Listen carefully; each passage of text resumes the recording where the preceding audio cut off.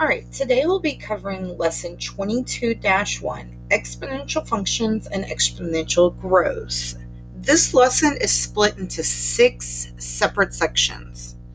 We will cover questions 1 to 3, questions 4 to 5, questions 6 to 8. We will continue on with question 9 to 10, 11 to 13, and then wrap up the lesson with questions 14 through 17. Let's get started. It says the National Association of Realtors estimates that on average, the price of a house doubles every 10 years. Tony's grandparents bought a house in 1960 for $10,000. Assume that the trend identified by the National Association of Realtors applies to Tony's grandparents' house. What is the value of Tony's grandparents' house in 1970 and in 1980?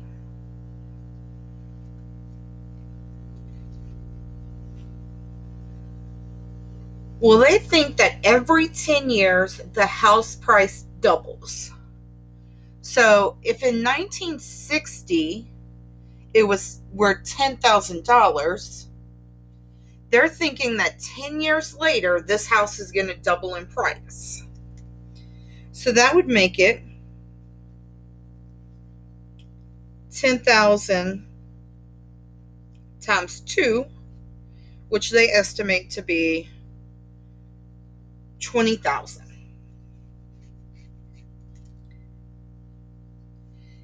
In 1980, that's another 10 years down the road, we're expecting the price of this house to double yet again.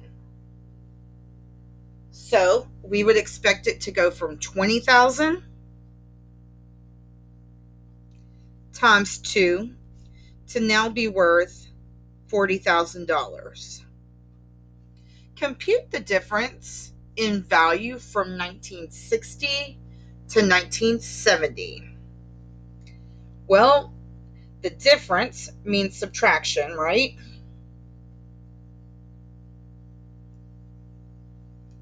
And notice the way they wrote it, 60 to 70. So we would say it was worth 20,000 in 1970. It was worth 10,000 in 1960. So that is a difference of $10,000. The price of the house basically went up by $10,000 from 60 to 70. Compute the ratio of the value from 1970 to 1960. Ratio, remember that was that fraction that we talked about last week.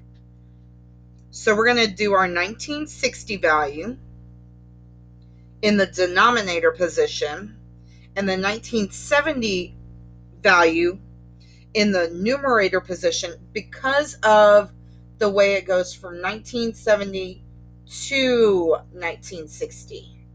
So we got 20,000 divided by 10,000, which is a value of 2. On to the question to wrap up this section.